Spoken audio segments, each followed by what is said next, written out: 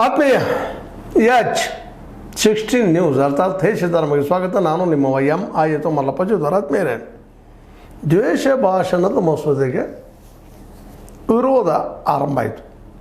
ಆಗ್ಬೇಕು, ಮತ್ತದು ಚರ್ಚೆ ಆಗಬೇಕು.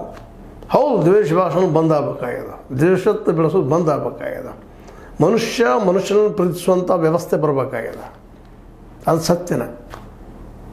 ಆದರೆ ಅದನ್ನು ವಿರೋಧ ಮಾಡೋದು ತಪ್ಪು ಅಂತ ನಾನು ಹೇಳ್ತಾ ಇರಲಿಲ್ಲ, ಮತ್ತು ತಪ್ಪು ಹಂಗೆ ಹೇಳೋದು.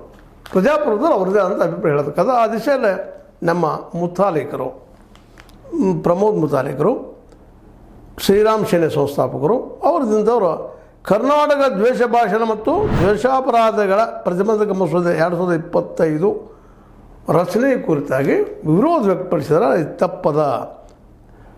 ಮಸೂದೆ ಜಾರಿಗೊಳಿಸಿದರೆ ರಾಜ್ಯಾದ್ಯಂತ ಹೋರಾಟ ನಡೆಸಲಾಗುವುದು ಎಂದು ಎಚ್ಚರಿಕೆ ಕೊಟ್ಟಿದ್ದಾರೆ. ಹೌದು, ಮಾಡಲಿ, ಏನು ತಪ್ಪಿಲ್ಲ.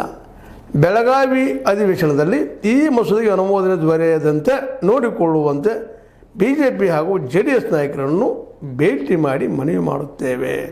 ಮಾಡಿರಿ, ಸರಿ. ಯಾಕಂದ್ರೆ ಚರ್ಚೆ ಆಗಬೇಕದು. ಯಾಕಂದ್ರೆ ಅದು ಇನ್ನೊಂದು ಇಡಿ ಆಗಬಾರ್ದು, ಇನ್ನೊಬ್ರಿಗೆ ಪಾಪ ಅಮಾಯಕರೇ ಅದು ತೊಂದರೆ ಆಗ್ಬಾರ್ದು, ಯಾವುದರಲ್ಲಿ ಇಲ್ಲ ಒಂದು ಫಿಟ್ ಆಗಬಾರ್ದು. ಈಗ ನೋಡ್ರಿ, ಇಡಿ ಯಾವ ರೀತಿಯ ದುರುಪಯೋಗ ಆಗ್ತದೆ ಅನ್ನೋದು ನಾವು ಸ್ವತಃ ನೋಡಿದ್ದೀವಿ, ಅನುಭವಿಸಿದ್ವಿ. CBI ಅಧಿಕಾರದಲ್ಲಿ ಯಾರಿರ್ತದೆ? ಜಯ, ಪಿಟ್ಟು, ಗಿಳಿ ಅಧಿಕಾರದಲ್ಲಿದ್ದವರು. ವಿರೋಧಿಗಳಿಗೆ ಇಡಿ ಯಾವ ರೀತಿ ಕಾಡ್ತದೆ? ಎಷ್ಟು ಜನ ಆಡಳಿತಾರೂಢ ಪಕ್ಷದವರನ್ನು ಇಡಿ ಹಿಡಿದು ಶಿಕ್ಷೆ ಕೊಡಿಸಿದ ರೆಕಾರ್ಡ್ಸ್ ನಾವು ನೋಡಿದಾಗ ಗೊತ್ತಾಗ್ತದೆ. ಅದ್ರ ಬಗ್ಗೆ ಏನು ಹೆಚ್ಚು ವಿವರಣೆ ಮಾಡೋ ಅವಶ್ಯಕತೆ ಇಲ್ಲ.